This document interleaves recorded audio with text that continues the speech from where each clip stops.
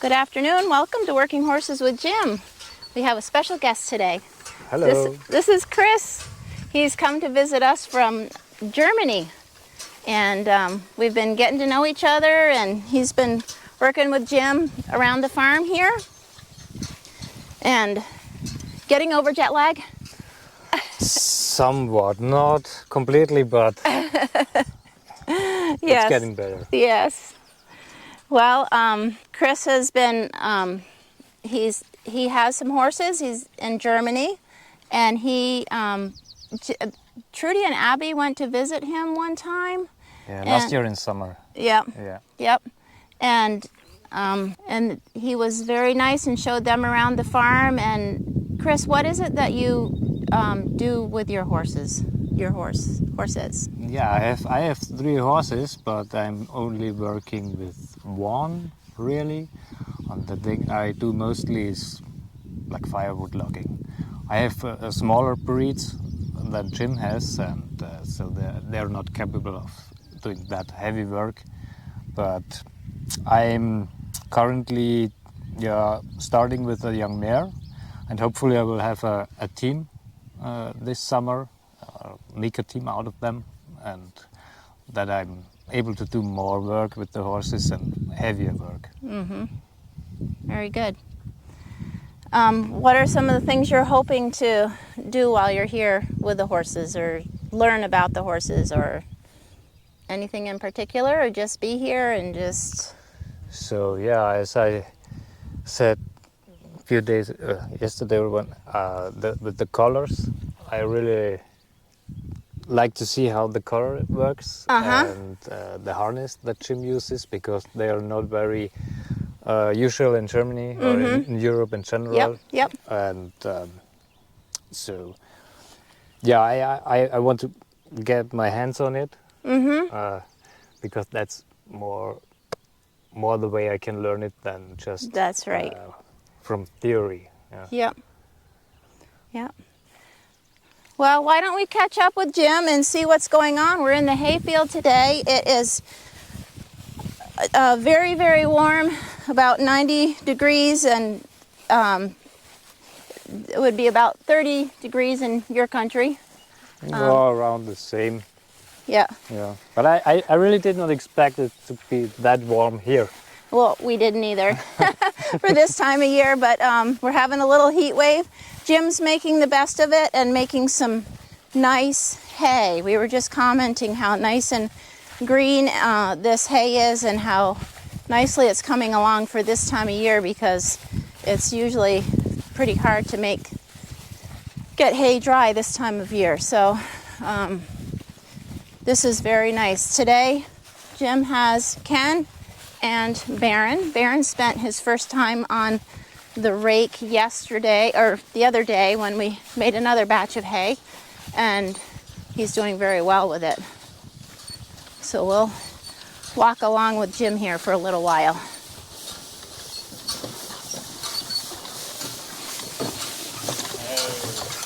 We had a hard time walking and talking, so we just talked. Catch up. Hi, everybody. So, I'm not sure what Brenda said already here, but I wanted to talk a little bit about what we're doing today and what we've been doing even the last few videos. My last few videos I've kind of been busy, and I just didn't want to do a lot of talking, so I was just going about my work, and a lot of questions have come in as to what we were doing and all that good stuff, and I'll try to address some of those even as I go along today. So today I'm raking, and I have Ken, which is the big Percheron that I have on my left, and then I have Baron, which is the 4-year-old today. Today is Baron's birthday. Today is Baron's birthday. He has just turned 4. And he has been working for us for, several months now, and is doing really good, and he's turned into basically one of my main horses for the working. And I jump him back and forth between Ken and Bill. And he is actually considerably faster walker than Ken's normal pace. As you see as we go along, you'll probably see me taking my left line and doing this quite a bit, just to get Ken to speed up a little bit because his natural walk is deathly slow. But usually I can just tap him and he walks a little bit faster for a little while.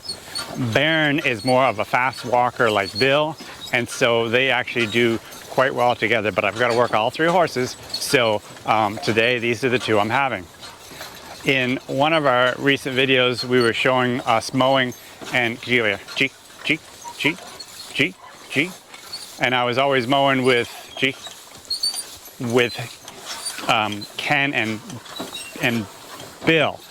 And I think I'd said in one of them that I hope to get Baron on the mow machine. I have not done that yet. We have this little window of time where we've been able to do quite a lot of haying. Well, really not that much, but a couple fields of haying. And so it's just, we've got to tend to business, and to throw Baron in on the mow machine, I'm just not quite ready to do that. Although hopefully maybe even next week, a little bit, I can start him on the mow machine, because it looks like kind of rainy weather and I won't be doing a lot of haying, but I can still do a little bit of clipping here and there, maybe out in the pasture, just to teach him what is, you know, necessary to mow hay.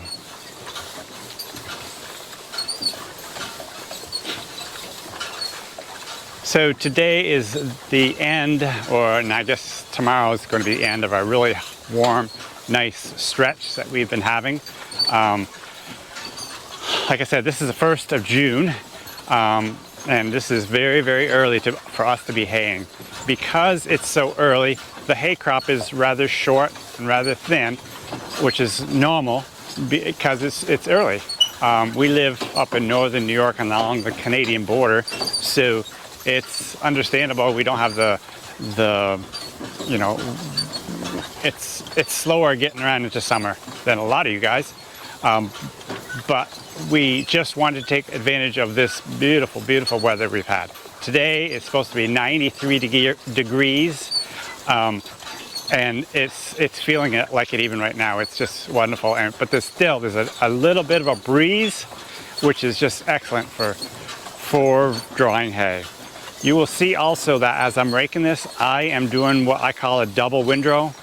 In other words, I'm going around one side, turn around and putting 2 windrows into one, because the hay crop is rather thin, so it makes a bigger windrow, and it'll be easier to bale and better to bale. You want to have a decent sized windrow to do a good job of baling, and so that's what I'm going to do. It's also, you know, twice as fast to bale if you're double windrowing it. But if it hay's too heavy, you don't want to do that because it's too big of a windrow, especially for my small baler that I have. It would plug it up if I'm not careful. But this is just about a perfect size windrow. This hay was cut, okay, this is Thursday afternoon, actually Thursday at noon. I cut this hay Monday night. I started cutting it Monday night. I got halfway done and I broke my pitman on my mow machine, which someday I'll explain to you what that is. And then I came out first thing Tuesday morning and mowed the rest of it. And so, like I said, this is Thursday afternoon and it's already almost dry. After I get this raked, I'm going to let this sit for several hours before I actually bale it up. There's just no sense putting it in if it's not quite 100% dry. So I'm going to just wait. So what I'm doing now, careful, I need to turn around, careful, careful, ha, ha, ha, to start another windrow. And I don't want to have a lot of windrows on the end of my fields. So I will, careful, careful, careful. I will just go over these 2 windrows every time I come back and start making straight windrows, so there'd be no turning on this field after I get the first 2 windrows done. Now, for some of you that might not even know, a windrow is what we're raking up into. So we have 2 windrows done there, you can see, and that's what we call a windrow. It's you know, most people, I assume, know what a windrow is, but I have to keep reminding myself, and Brenda keeps reminding me that there are so many people that are live in the cities and just have no farming roots, and so they just don't even know what a windrow is. So a lot of this stuff that I'm doing, I have to continually remind myself that there's some people that don't know these terms, so I got to explain them to some people. So if you know all that, hope you aren't too bored with it all. I said a few seconds ago that a lot of these people in the city have no farming roots, and that's so far from the truth. Almost basically everybody has farming roots. In other words, their ancestors at some point were farmers. Almost guarantee you that. But anyways, we're going to keep plugging away at this, and we got a few other things we want to show you in this video. I got a new halter for Bree, our new little baby filly, and I want to show you that.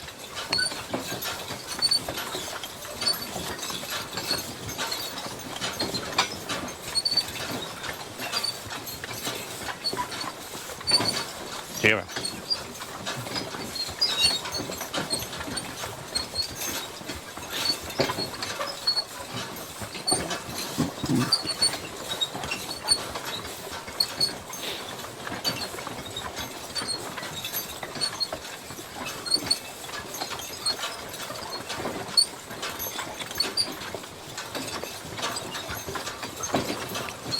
I've been very happy the way, I've been very happy the way Baron has been working.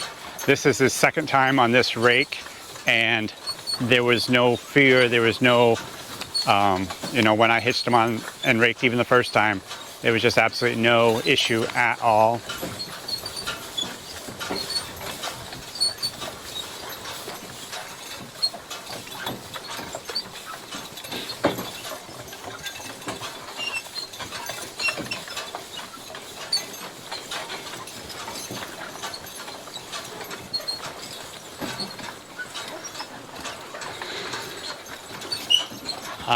Of course, as most of you know, I do have a tractor, and most of the time, about the only thing I use the tractor for is baling hay.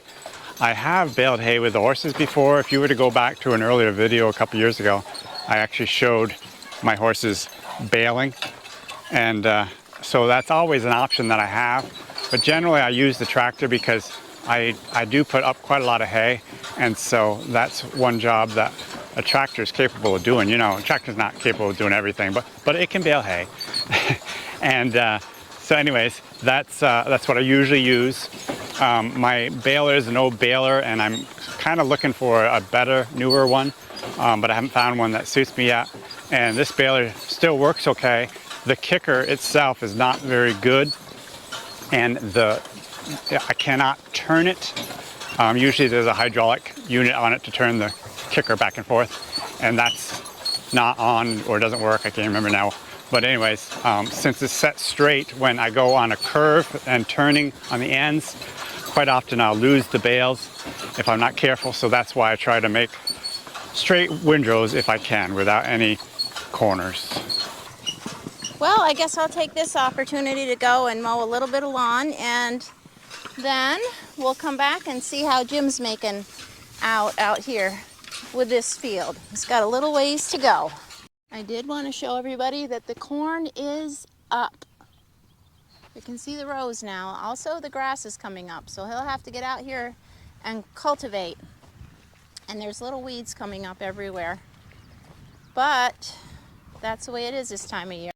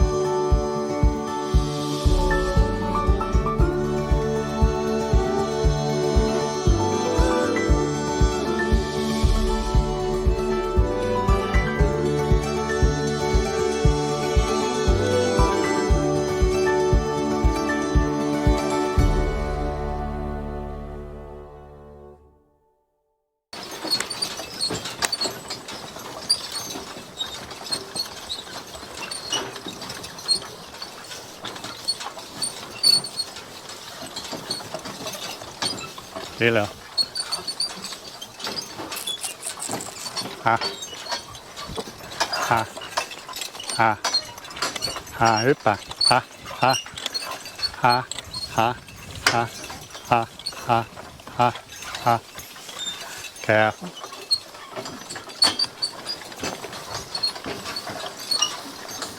Okay, that finishes up this field. We'll go unhitch these guys, and then maybe we can have a look at the filly, Bree, and see how she's doing.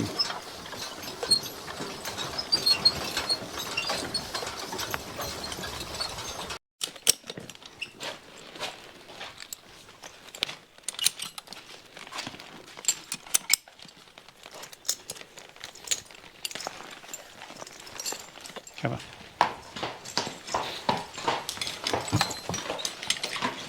Nope.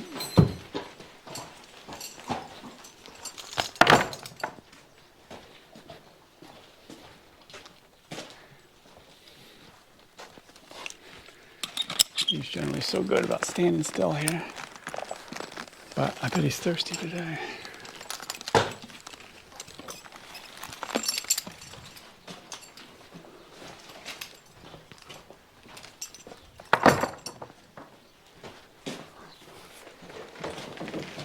Me. I can.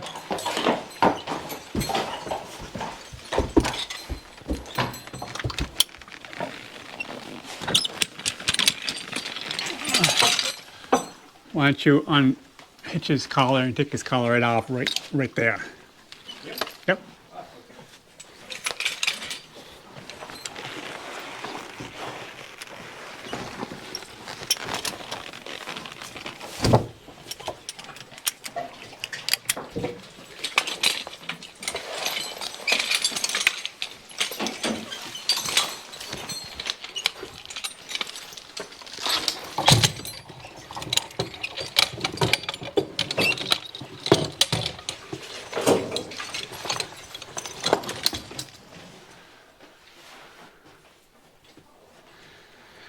And then set that down there and just unhitch the, here, this.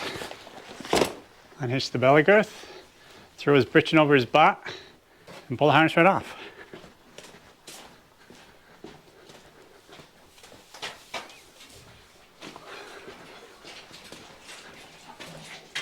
Yep.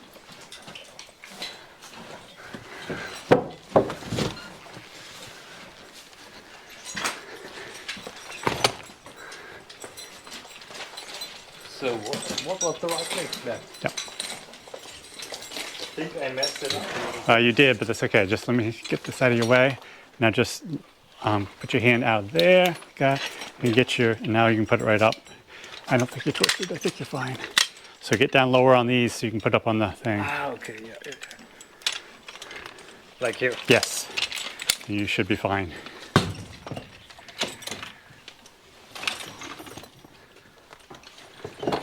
Good. Now just put the collar upside down, pad facing towards you, just like that. Perfect. Okay, good. Come on, Ken. So I will let you brush him for us. Put his halter right on him and then brush him.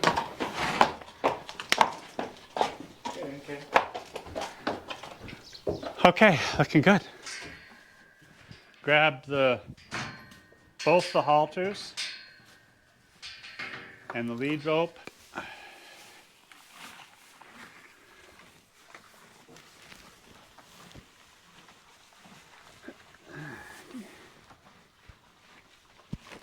So our hay's all raked. It's a hot, hot day, and I gotta wait for the hay to dry a little bit more. So I figured this is a great time to fool with Bree a little bit and explain a few things that I'm doing.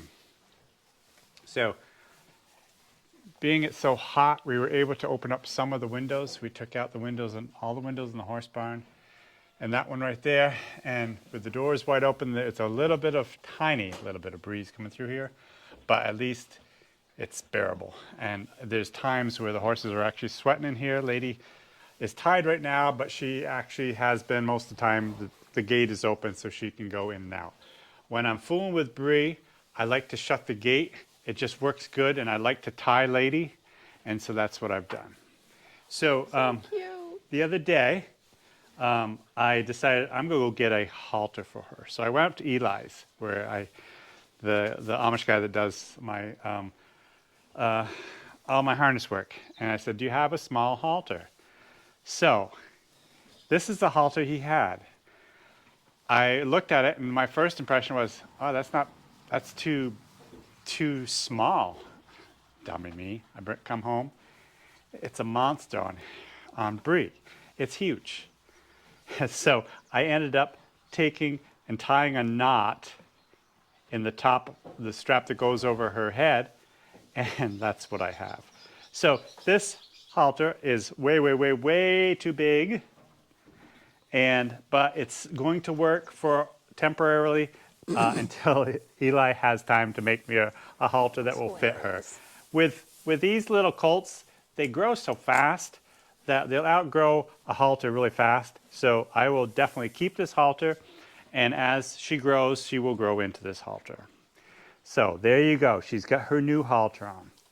And I'm going to show you what my plan is for actual training and teaching her to lead and to be tied and all that good stuff. Lady is so good. She doesn't bother me when I'm fooling with Bree. She's tied, so she can't go anyways. But it's so nice to have a mare that will allow me to do this. Just to let you guys know, I'm still not really happy with the size of Lady's udder. It's still not that big, and I don't quite understand it. Bree seems to have so much energy. She goes outside, she runs around, she looks great, she feels great. Everything about her is great, but I don't feel that she's getting as much. She's always hungry. She's nursing all the time. So I'm hoping that will change and Lady will make even more milk. But there's no doubt she's tremendously healthy. And already we can see with this foal that she has those bloodlines of of her uncle Earl, always biting and chewing on things. The other day she was over here chewing on the end of Lady's lead rope. So, Brenda, if you could grab my bucket back there. This is sort of what I'm thinking I'm going to do quite a bit with her. I'm just going to spend time in here, and a hot day like this is such a nice time to do it. And I'm just going to sit down on the bucket, and I'm going to hold her with the lead rope.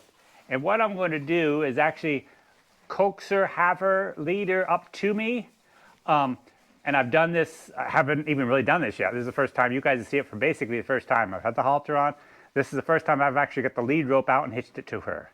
So what I'm going to do is kind of keep playing with her a little bit, and hopefully she'll get over playing with that lead rope, and I'm going to bring her to me. So I'm just going to be very careful, and if she fights it, I'm just going to release this lead rope just a little bit so she gets free again, and then she tends to stop pulling.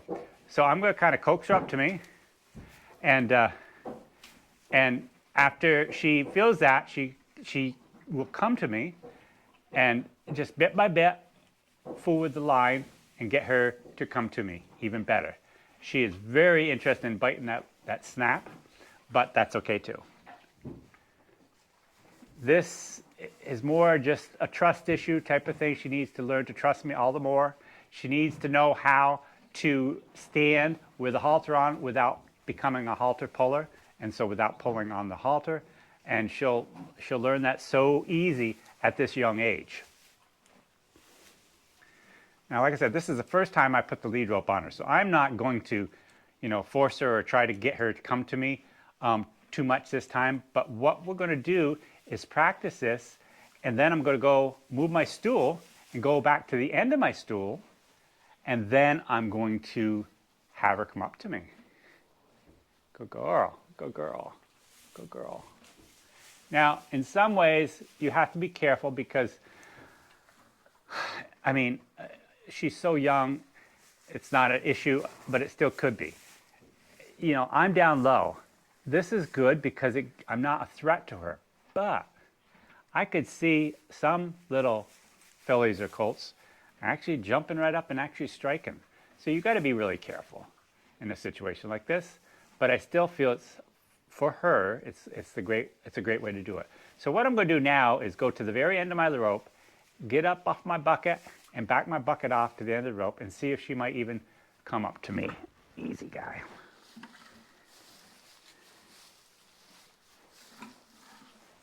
So the problem with this is I'm so much farther away from Lady that she's not going to want to come because she wants to stay close to her mother.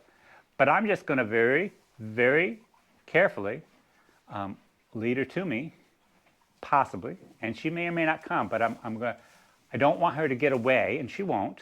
And if she fights it, I will kind of release it type of thing and then bring her back in.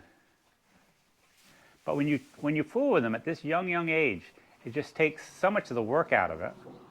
And, you know, so often in earlier years when I was younger and I just didn't take the time with the colts that I used to raise quite a few of, and I'd wait so often until they were 5 or 6 months old and I needed to wean them. That's when I started fooling. At that point, it's such a struggle to get them to lead and to tie. Whereas at this age, they just catch on so fast. And eventually, she'll just come right up to me. And then I can move, and then she'll come right up to me again. I mean, she looks pretty funny with that big old halter on. But it really doesn't matter. It's doing the job. And as you can see, she's come halfway to me. My rope is halfway. And when she gets up to me, I will pet her. And she'll know, start to learn that I'm the master.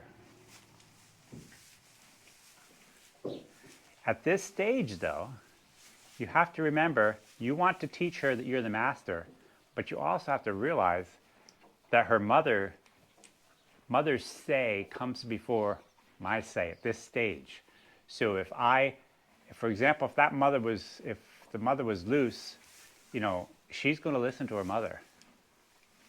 And she may not be able to go because I'm holding her, but she's going to try really hard, and then the fight starts. Whereas when you've got a good mother like that, that's allowing me, she trusts me completely with her foal because she trusts me completely anyways. And so this is working out really good this way. But there's a limit.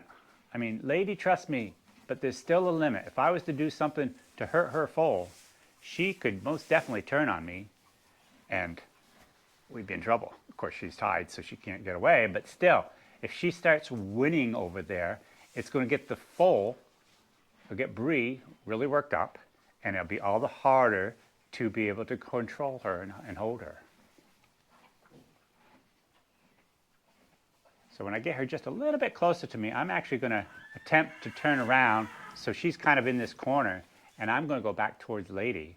And I expect that she will actually come right back really fast then, because she's coming back not only to me, but to her mother. But I'm afraid when I get up, she'll try to go right back to her mother anyways, but maybe I can get around her and we'll just see. But I don't want to keep a tight rope on her. I want her to be free enough that she can stand and only have that tight rope on her for just a few seconds, enough to hold her in place.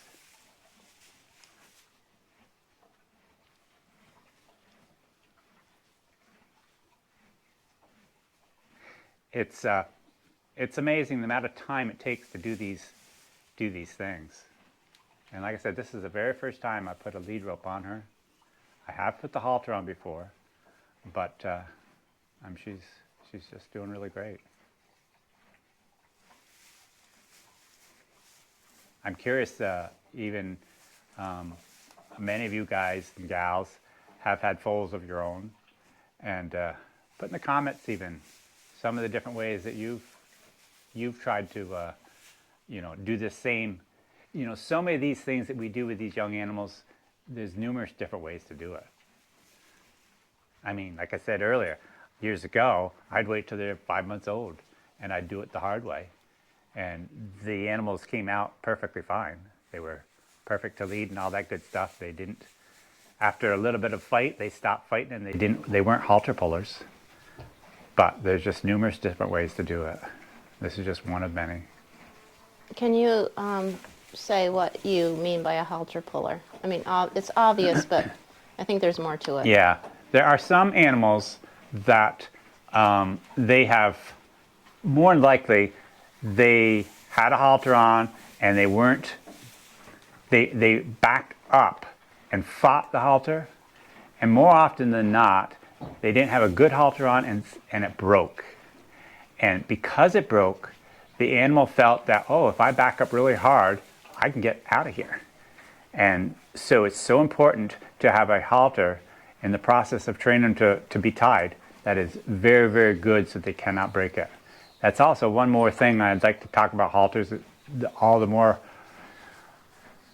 importance of taking that halter off, because if you have a really good halter on that you're teaching them to stand and to be tied with, it's also a very good halter that could get caught on something if they're out to pasture and not break.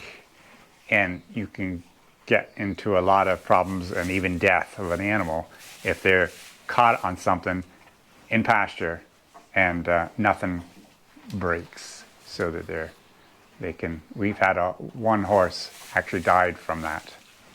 So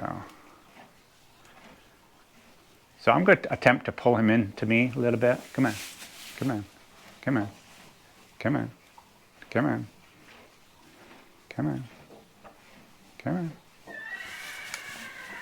Now, I know people will give me a million different ways to do this, and they may think, and they might rightly be so, that their ways are so much better than the way I do it. The way I'm doing it even right now, I may next week decide I'm going to do it some other way.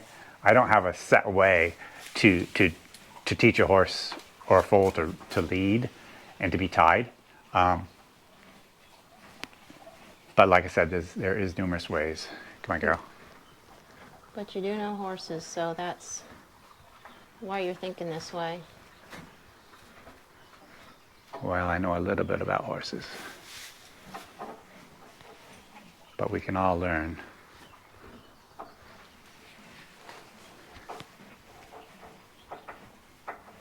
But I can tell you this, there's definitely more than one way to skin a cat in a situation like this. There's a lot of different ways to do it.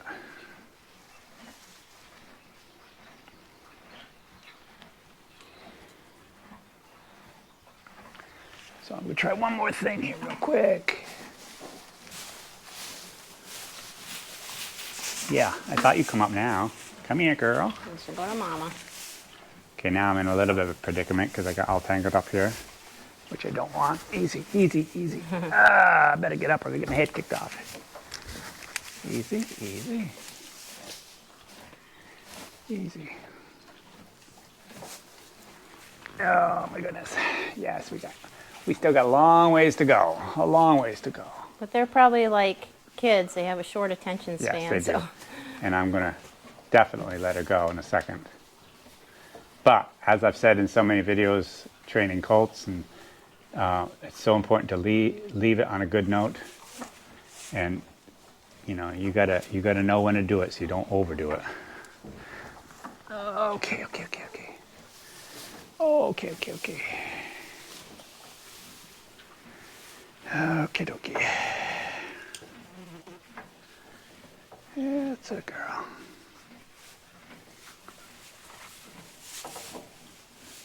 That's a girl. That's a good girl. Yes, that's a good girl. That's a good girl.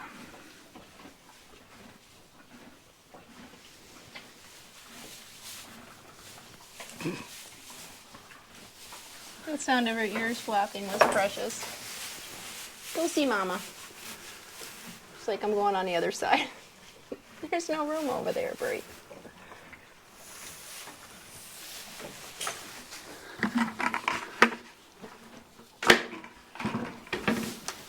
Yep. Okay, so now I'm gonna let Lady out. She may go out. Little. Did you see that? Yeah. As I said earlier too, you know, as they get a little older, they get more spunky. You think that a little animal like that can't hurt you, but when you're down on your knees or whatever to get down to their level, they can most definitely do some things that can cause a little bit of damage. At least a little bit of pain. She's getting stronger every day.